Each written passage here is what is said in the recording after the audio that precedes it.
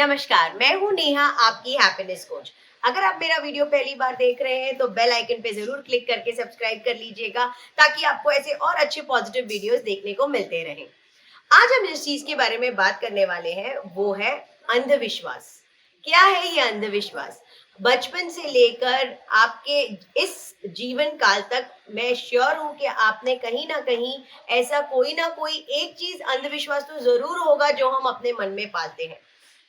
First of all ये एक बहुत नेगेटिव चीज है। हमें इस चीज को पूरी तरह हटाना चाहिए अपने मन और दिमाग से, ताकि क्योंकि जब हम हटाएंगे तभी हम किसी और को समझा सकते हैं इसे हटाने के लिए।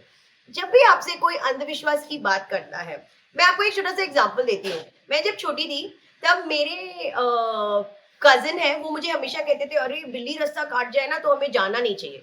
तो मैंने उनको पूछा एक दिन क्यों क्यों नहीं जाना चाहिए? तो उन्होंने बोला नहीं नहीं तो है ना कुछ बुरा हो जाता है हमारे साथ। तो मैंने कहा ठीक है, मैंने कहा तो फिर अब हम क्या करें इसको हटाने के लिए? तो उन्होंने कहा नहीं नहीं कोई दूसरी गाड़ी जाएगी ना फिर हम जाएंगे। तो मैंने कहा यार दैट इज अनफेयर, तो किसी दूसरी गाड़ी का बुरा बुरा होगा।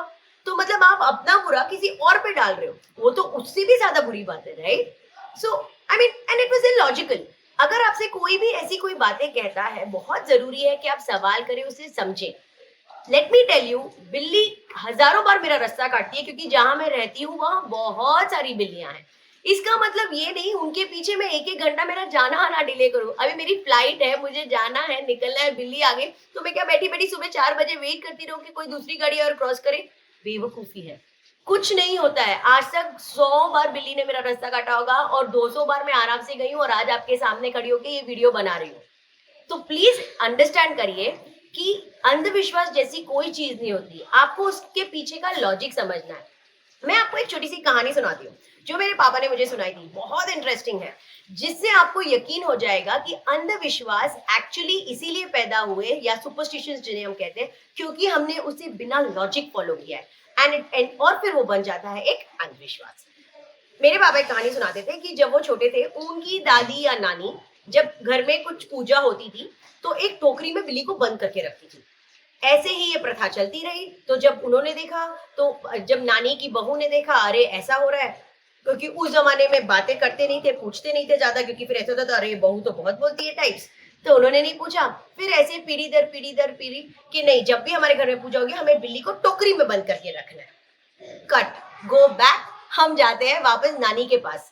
अगर उस टाइम आप नानी से पूछ लेते कि क्यों नानी ये बिल्ली को क्यों हमने टोकरी में बंद कर रखा है, तो आपको पता चलता नानी का जवाब ये है कि बेटा पूजा हो रही है, प्रसाद बनता है, ये बिल्ली हमेशा यहाँ घूमती रहती है, यहाँ वहां किसी चीज में मुंह मार दिया तो प्रसाद कैसे लगाएंगे? लॉजिक।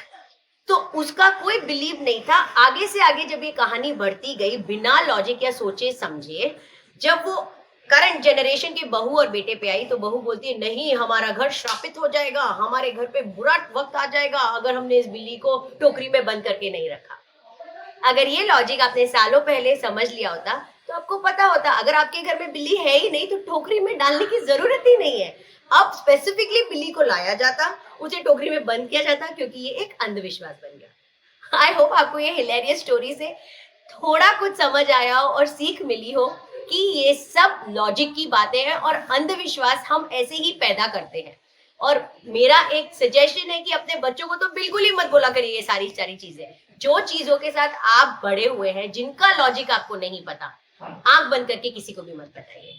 सो आई होप आपको ये चीज अच्छी लगी हो, मेरी कहानी अच्छी लगी हो, समझ आई हो, और जरूर शेयर करिएगा दूसरे दूसरे लोगों के साथ जिनको ये जो आपके जैसे या जो एकदम अंधविश्वासी हैं और ये सब चीजों में मानते हैं, ताकि उन्हें थोड़ा लॉजिक पकड़े और वो अपना सोच समझ के आगे बढ़ सके।